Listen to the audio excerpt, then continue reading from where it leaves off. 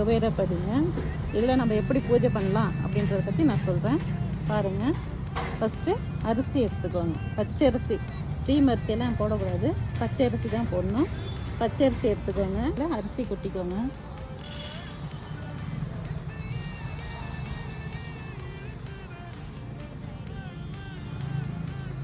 அரிசி கொட்டிட்டு காயின்ஸ், சில்லற காயின்ஸும் அதில் போட்டுக்கோங்க.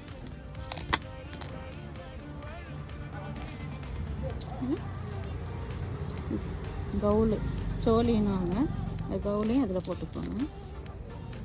இது தாமரை விதை,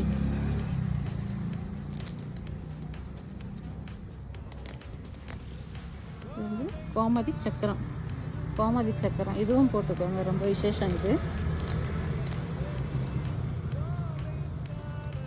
போட்டுட்டு இது மேலே மஞ்சள் குங்குமம் வச்சு நீங்கள் பூஜை பண்ண